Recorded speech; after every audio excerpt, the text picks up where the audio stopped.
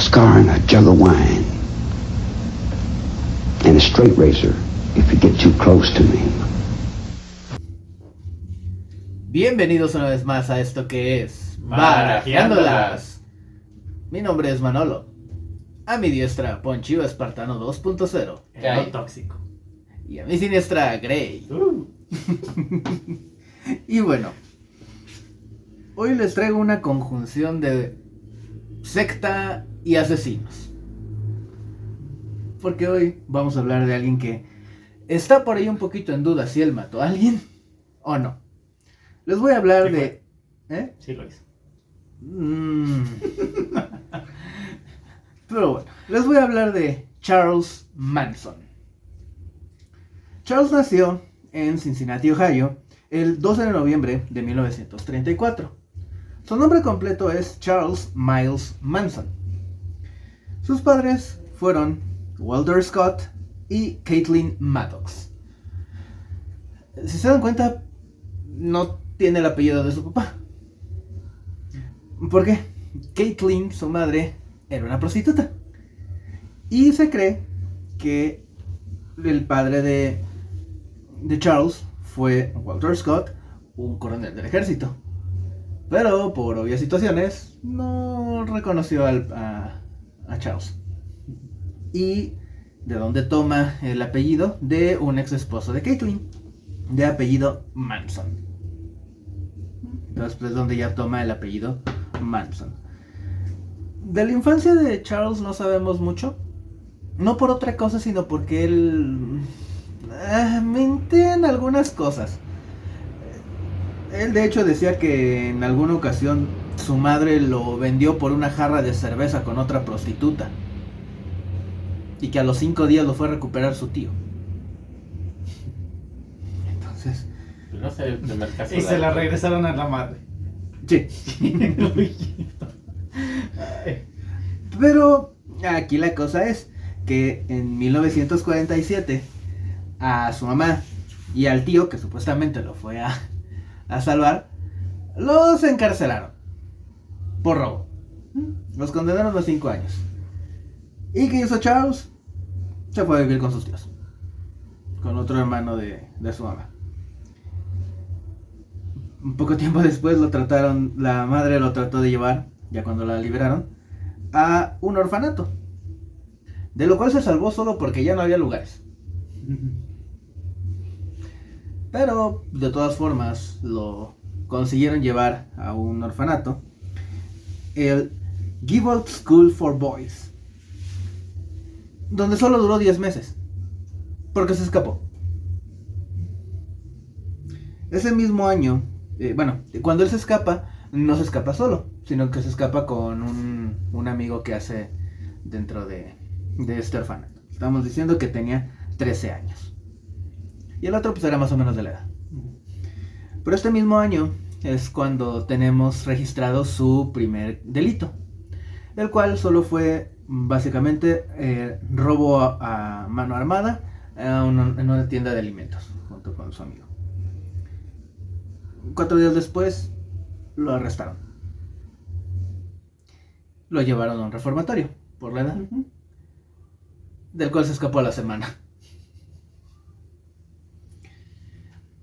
Y entre 1947 y 1951 tenemos registrado que cometió 2 asaltos más, 2 robos más. No sabemos exactamente dónde, pero se tiene registrado. Para 1951 volvió a prisión, pero ahora porque lo encontraron conduciendo un auto robado. Para este momento pues lo mandan otra vez a prisión, pero ya tenía entre robos y asaltos 8 cargos en su contra. Por lo cual pues bueno, sufrió una condena de estar en tiempo en prisión. 3 años después lo liberaron por buena conducta. Clásico, ¿Te ¿no? has dado cuenta que Sí, los arrestan, me porto bien. Es que se aburren en la cárcel y dicen, ¿qué voy a hacer aquí? Pues nada. Aquí nada más voy a estar viendo el limbo. Y ya, los liberan. siempre tienen buena conducta cuando los encarcelan? No tienen nada que hacer. si no ponen su taquería, están en la biblioteca, pero siempre. Incluso hay un caso, no hemos hablado de él, pero hay uno que fue el Goyo Cárdenas, que ese hasta lo liberaron y ya se fue a estudiar a Harvard. ¿Se reformó? Sí, es lo que dicen, pero realmente ¿cómo se llama? Ahí está la duda. ¿Se puede reformar realmente un asesino? Yo digo que sí. Habría que ver muchas cosas. Puede que a lo mejor sí pueda haber ciertos casos en los cuales sí puede haber un arrepentimiento real. Si crees en Dios, debes creer en el arrepentimiento. de No, las yo sí creo en el personas. arrepentimiento, pero es un tema muy delicado realmente, porque mucha gente no te lo va a perdonar, y te lo digo porque yo lo he escuchado. ¿Cómo es posible que puedan perdonar a un asesino, a un abusador? O Yo creo que al menos todos los que hemos traído aquí, no creo que haya uno solo que pudiera llegar a ese arrepentimiento. Al menos de todos de los que hemos hablado. pues Goyo Cárdenas fue ¿cómo se llama? Caso. Puede ser ejemplo. Ajá, lo tenían como un prisionero ejemplar, por eso salió bajo libertad y se fue a estudiar hasta Harvard. Bueno, todavía no hemos hablado de él completamente, de toda su historia. Habría que ver ahí. Pero bueno, cuando Charles... Y fue mexicano. Sí, cuando Charles sale de prisión, conoce a una enfermera de 17 años de nombre Rosalie Jean Willis, perdón. Tienen el síndrome de Harley Quinn. Es la segunda. Con la que se terminó casando ese mismo año. Y de este matrimonio nació su primer hijo, Charles Manson Jr. Es que le dio unas buenas poesías. De hecho, bueno, voy a hablar un poquito más adelante, pero Charles fue músico aficionado. Es que se toman muy en serio eso de De músico, poeta y música, loco. poeta y loco. Todos tenemos un... No, es que se van más al lado de la locura que... Pero bueno, durante estos 4 años Charles no dejó su vida criminal y continuó pues con delitos menores. Pero para 1958 lo vuelven a arrestar por robar vehículos. Para este momento él ya se había divorciado de Rosalie.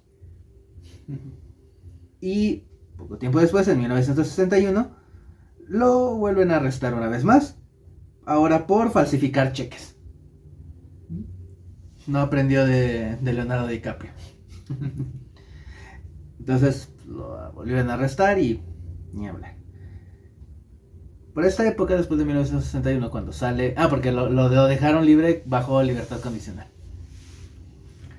Por esta época conoció a una prostituta de nombre Candy, también llamada Leona Stevens, con la que se casa y tiene a su segundo hijo, Charles Luther Manson. Si bien no se le puede comprobar, parece que para esta época no nada más continuaba con sus delitos, sino que también era un proxeneta. ¿Posible? Sí, lo posible. Poco tiempo después de que se casó, lo vuelven a arrestar y vuelve a ir a prisión, al centro penitenciario de Estados Unidos, en la isla McNeil, en Washington, D.C. Estuvo ahí hasta el 67. ¿Pero por qué lo arrestaron? Por todos los delitos que estaba cometiendo. O sea, lo fueron encontrando. Continuó con sus falsificaciones, robos, robo de vehículos, asaltos. Entonces, ya de tanto que estaba. Padrote, ¿no? Ya de tanto que estaba, pues dijeron, ¿sabes qué? Al tambo otra vez. Durante esta época conoce a varios criminales que más adelante él volvería a frecuentar. Cuando él sale de prisión, precisamente uno de los criminales que conoció, él era de Chicago. Va con él a Chicago y le dice, ¿sabes qué? Pues aquí no puedo buscarte yo un lugar para que estés, pero pues, tengo conocidos en California que te pueden ayudar. Y se muda a California. Pero en realidad vivía casi como vagabundo. Pero fue durante esta época que conoce a Alvin Karpis, con la que no se casó, pero se fue a vivir a su casa. Un día de repente, Es que dice ya, otra boda, no tengo con qué pagarla. afuera de una universidad ahí en California, conoce a Mary Brunner, de 23 años, a la que convenció de irse a vivir junto con Alicia y él. Ya tenía su harén. No termina aquí, porque para finales de ese año ya había viviendo en la casa de Alvin 18 mujeres. Ya tenía su harén. Sí, es hermoso. Se sintió hindú. Más bien, lo mismo. ¿Qué le pasaba a las mujeres de esa época? Sin trabajo, drogadicto y vagabundo, buen partido. ¿En qué estás hablando? 67. Pues es cuando empezaba la tendencia hippie, ¿no? ¿Sí? Precisamente, parte del movimiento que empezó a tener Charles fue precisamente la ideología hippie. De hecho, durante la época en la que él estuvo en Washington encerrado, empezó a meterse un poquito al esoterismo, al misticismo y todo eso. Y el ácido. También. Entonces, pues él era una especie de gurú. Entonces, de esa manera, pues convencía a todas estas mujeres, hablándoles de cosas místicas y todo eso. Sí, te voy a presentar una hierba mágica. Y te va a dar poderes mágicos. Así es. Te va a inducir al nirvana. Ah. Por esta época, dice la información que así que con todas las mujeres con las que estaba y algunos otros de los ex criminales, criminales con los que había convivido, se subieron a un autobús. Una combi. No, un autobús, literal, un autobús escolar. Pero no se sabe si exactamente era de ellos o se lo robaron. ¿Tú qué crees? No creo que ninguno de ellos fuera conductor de escuela. No creo. Pero se subieron a un autobús.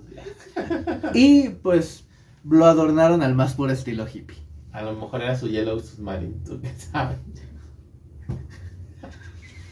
Está bien porque me río. La cosa es que con su autobús empezaron como que un mini tour donde llegaron a Las Vegas, Los Ángeles, el sureste de Estados Unidos e incluso visitaron algunas ciudades de México.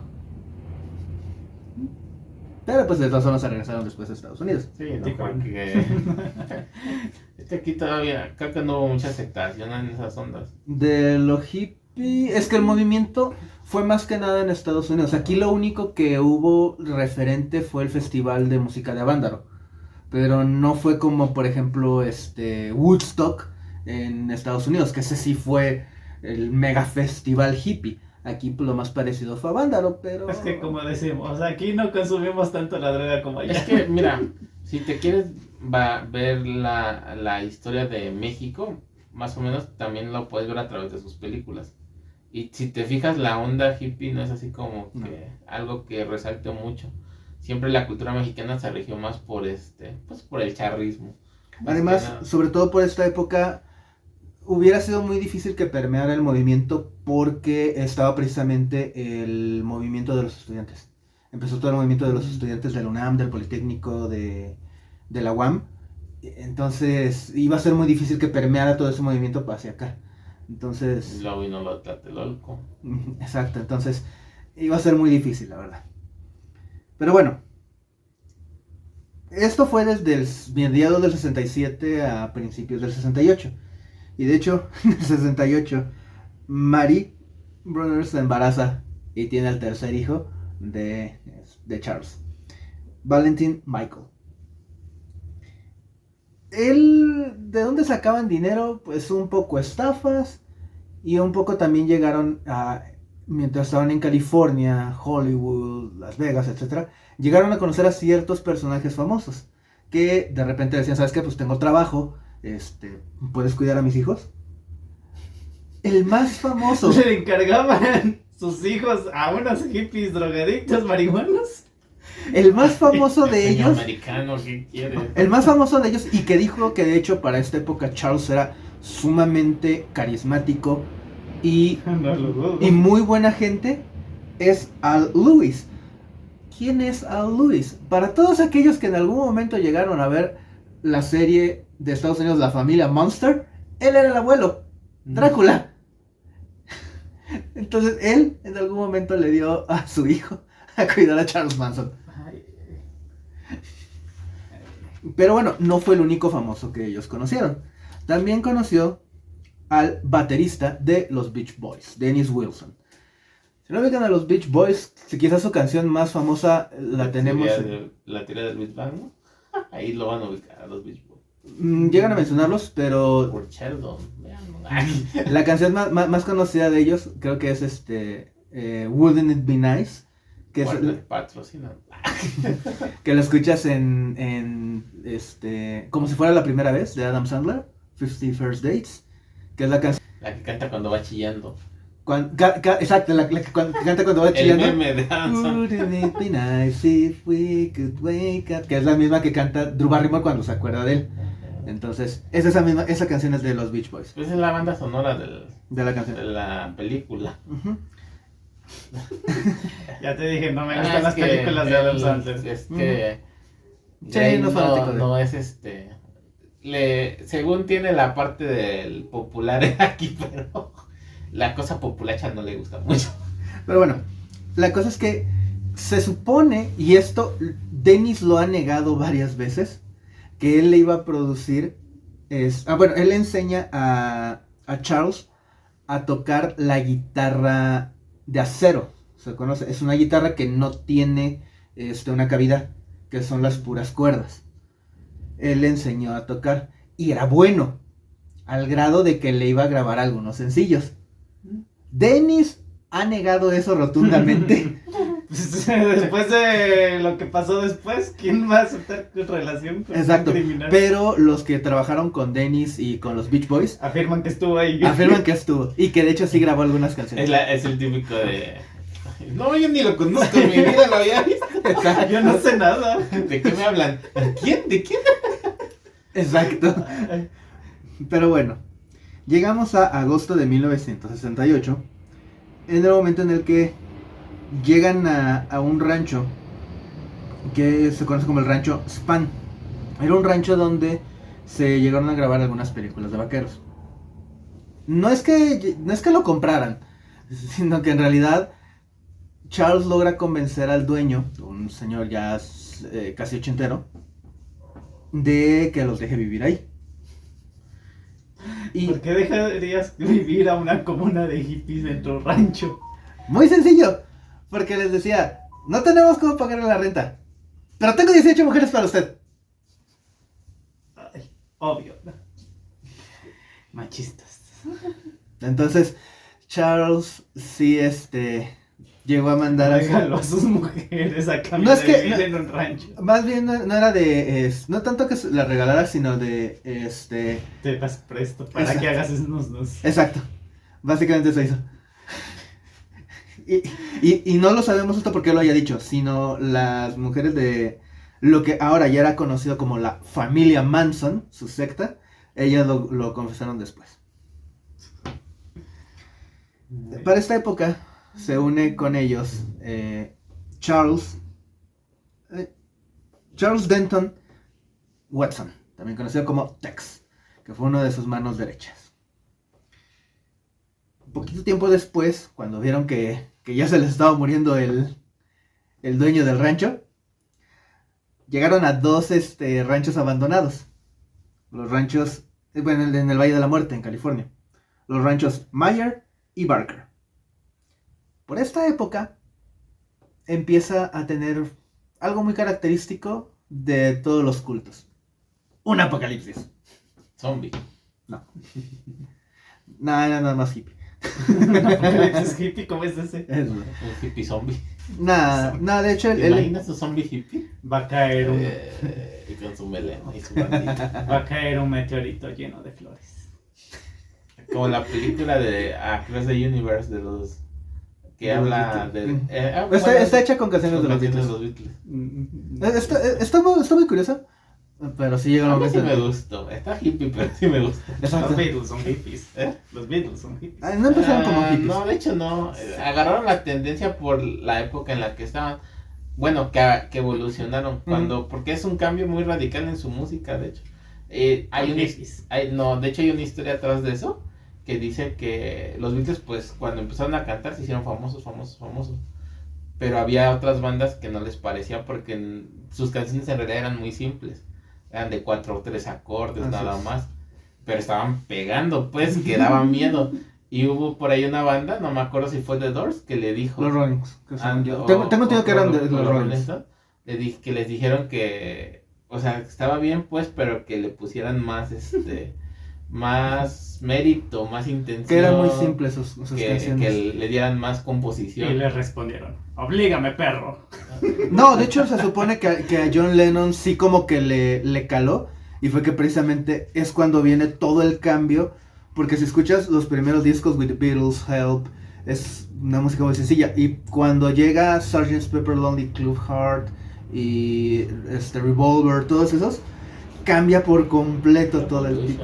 Es como la diferencia de ahora, cuando empieza un artista como que le mete mucha lírica y mucha melodía a sus canciones y no pegan, y después empiezan Terminan con cantando lo reggaetón. melodioso. Terminan cantando reggaetón. Ah, pues no sé qué escuchas tú. Pero- Bueno, una que otra canción de reggaetón. Sí. Pero bueno, en realidad sí vamos a retomar a los Beatles. ¿Por qué? Porque ellos fueron una gran inspiración para Charles. Porque él escuchó en alguna ocasión que llegó a una fiesta, le invitaron a una fiesta, y el anfitrión puso puso el álbum de los Beatles, The White Album. Así se llama, The White Album. Pero tienen The White Album y The Black Album. No, The Blue Album me parece. Bueno. La cosa es que escucha The White Album, una canción en específico que se llama Helter Skelter. ¿Qué es un Helter Skelter? Básicamente es un tobogán.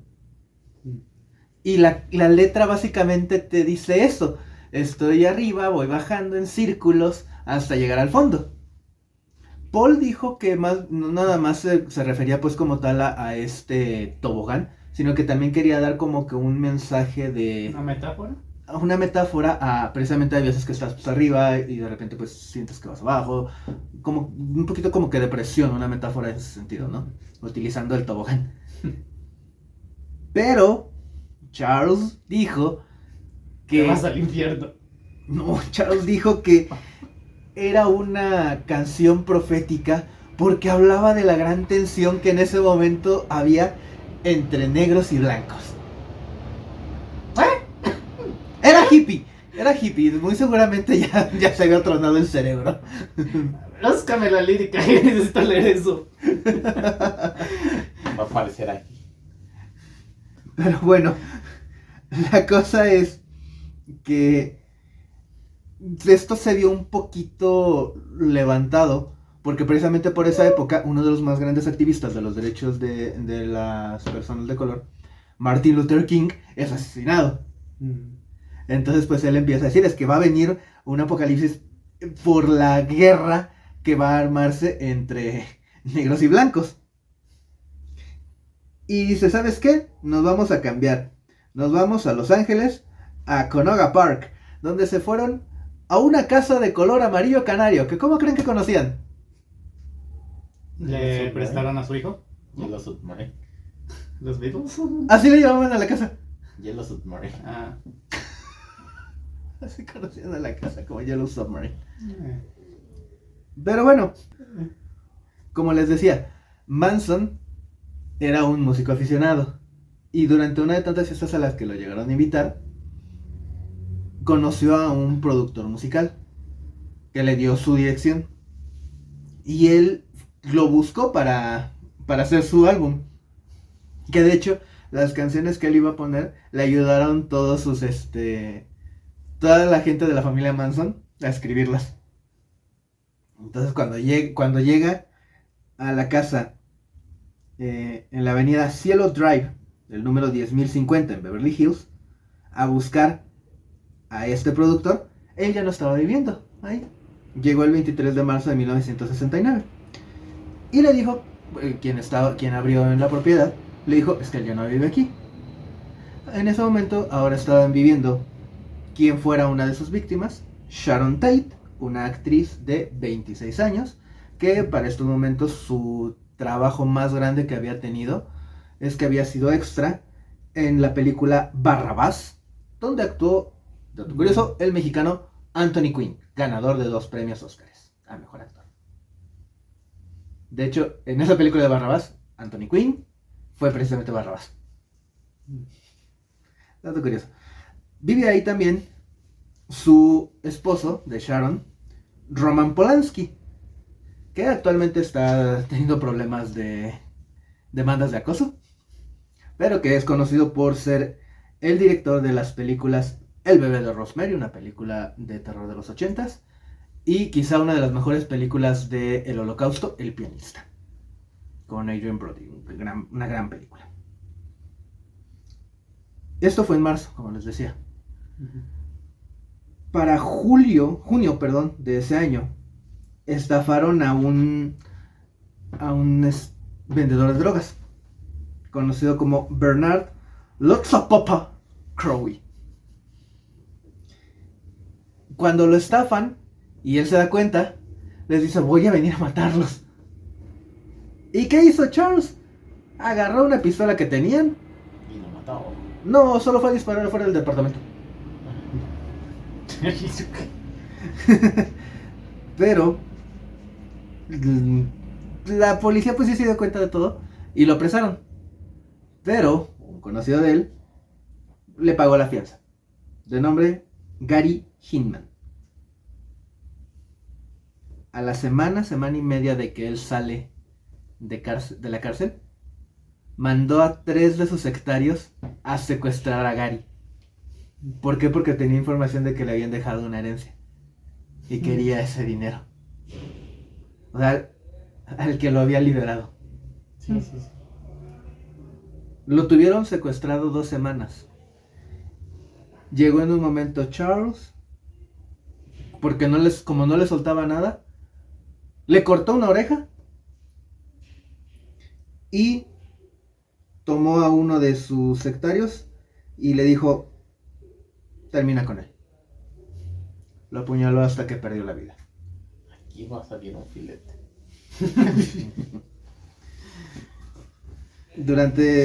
En este caso, detuvieron precisamente a quien fue el asesino, uno de los sectarios, de nombre Bobby Benzobelli. Llegamos ahora a agosto de ese mismo año, 1969, donde Charles decide mandar a 7 de sus sectarios a la casa de Sharon. El director Roman Polanski no estaba en ese momento porque estaba en Europa grabando una película. En la casa estaba Sharon, que tenía 8 meses de embarazo. Estaba su amigo y peluquero Jay Sebring, un guionista amigo de Roman, de nombre Wojciech Frykowski, y la novia de él, Abigail Folger, que tenía una empresa de café. Cuando llegan los sectarios, que eran dirigidos por Tex Watson, pensaron que pues no iba a haber manera de que pudieran entrar por la puerta. ¿Qué hicieron? Se saltaron. Pero en ese momento va saliendo el amigo del guardia de seguridad de ahí. Tex se lanza hacia el carro para detenerlo. Empiezan a forcejear. Tex toma el revólver y le mete 4 tiros. Entran ellos a la casa. Encuentran en un sillón dormido a Frykowski. Y cuando despierta pues por los ruidos, Tex le está apuntando con el revólver. Una de las mujeres que había ido toma una toalla y lo amarra para que no haga nada. Llegan al cuarto donde estaba Sharon y sus amigos y a punta de la pistola los llevan a la sala donde estaba Frykowski. Durante todo este movimiento él logra desatarse, y se lanza a atacar a las mujeres, porque iban 2 hombres y 5 mujeres. Pero pues en el forcejeo le alcanzan a cortar en el brazo y recibe 4 puñaladas en la pierna y 2 en la espalda.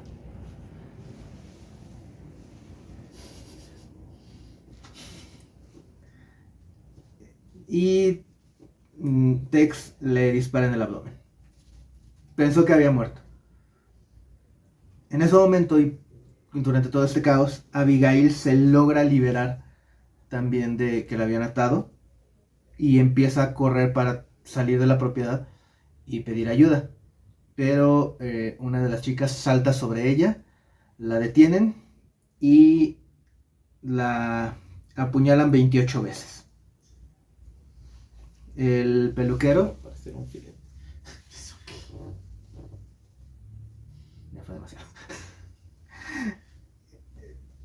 Jay, el peluquero, recibe varias puñaladas, pierde también la vida.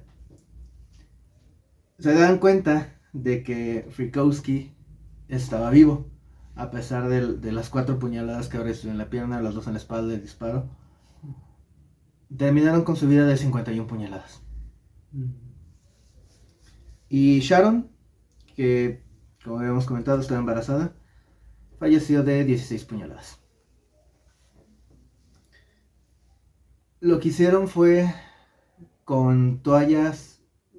De por sí había bastantes manchas de sangre en la propiedad. Y con las toallas en la puerta pintaron la palabra pig, cerdo. La policía marcó como un asesinato ritual. Nada que ver, o sea, en realidad fue solo que estos tipos se extralimitaron. Nada que ver. 2 días después, Charles se molestó porque dijo que había sido algo muy extrafalario y demasiado ruidoso. Así que le dijo a 4 de sus cultistas: se me van al 3301 de Waverly Drive, donde vivía Leno LaBianca y su esposa Rosemary, a los cuales LaBianca era dueño de algunos almacenes, y Rosemary trabajaba en uno de los almacenes de él y era copropietaria de una tienda de ropa. Leno recibió 12 puñaladas, Rosemary 29. Durante esta parte, una de las que fue una chica de nombre Susan Atkins, a quien reconocieron y la detuvieron como posible cómplice del crimen.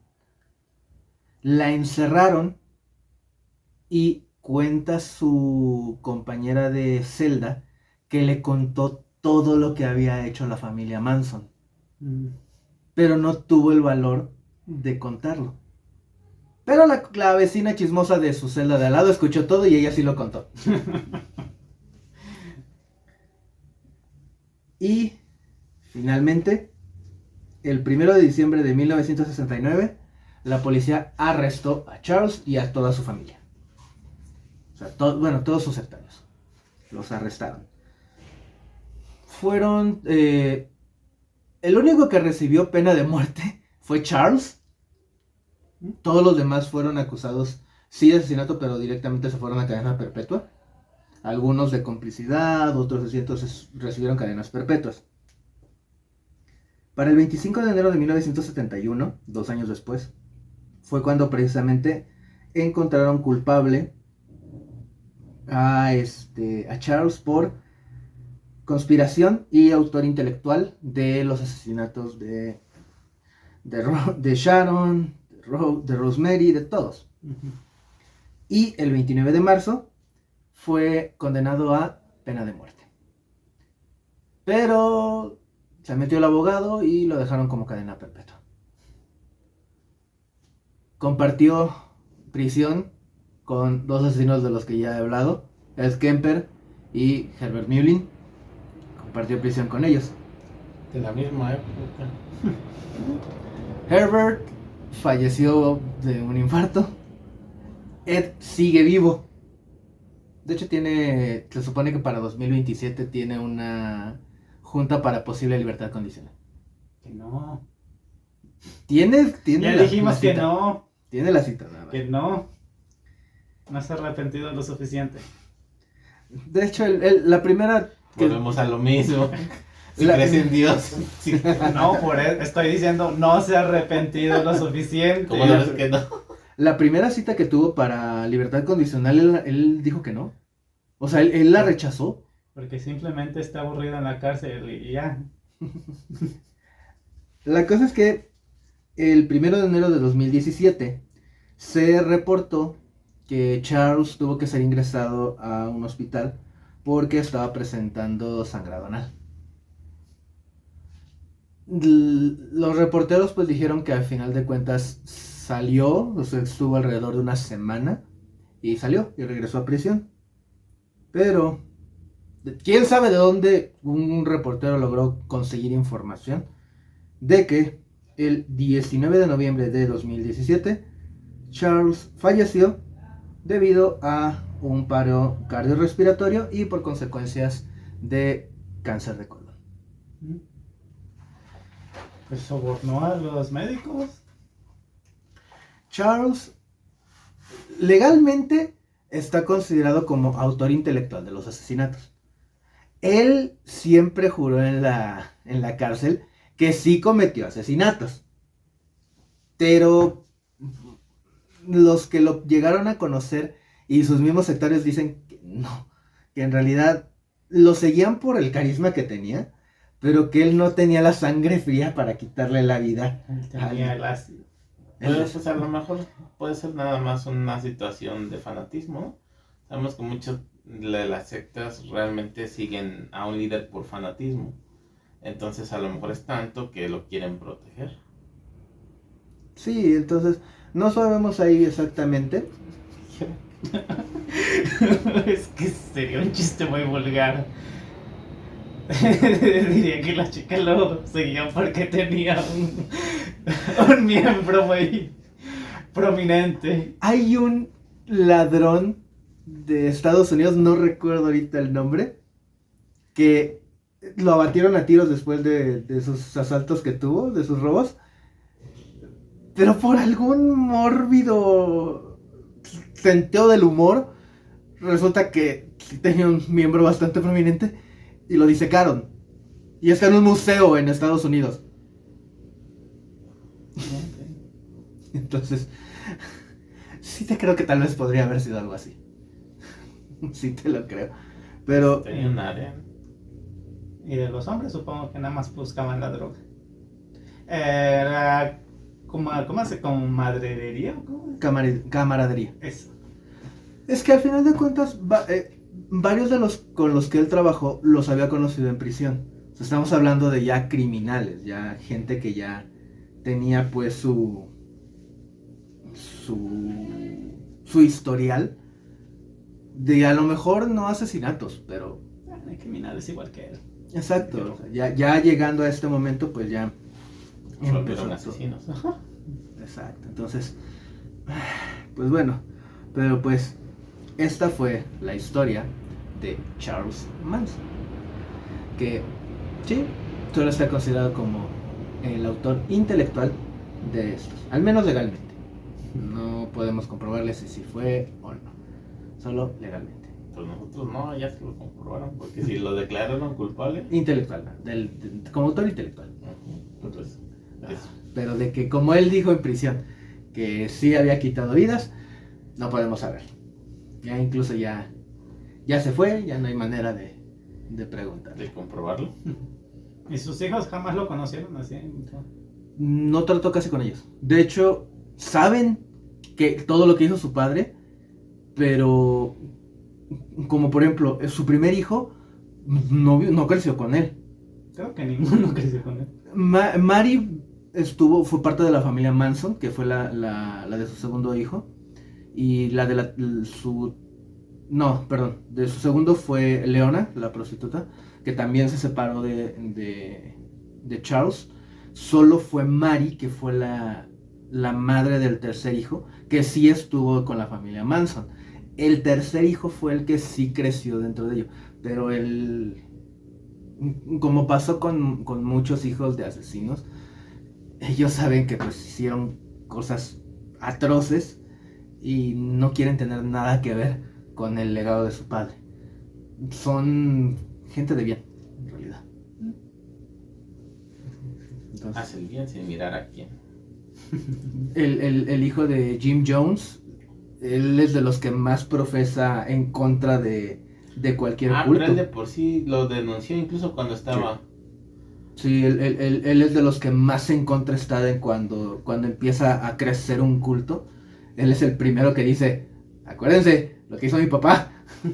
Él mismo es de los primeros. Incluso presente cuando hablábamos de eso, él se salvó de la White Knight, del fallecimiento de todos por el cianuro. Ya saben, si empiezan a hablar de un apocalipsis inventado ficticio, oye, es un culto. Es el principal. Y más si el líder es sumamente carismático. Pero pues bueno, díganos, ¿conocían a Charles Manson? ¿Sabían de su historia? Déjenos en los comentarios. Y pues bueno, vámonos despidiendo. Yo fui Manolo. Yo fui Grey. Yo fui Poncho Espartano 2.0 y nos estamos viendo en un próximo video. Hasta la próxima. ¡Chai!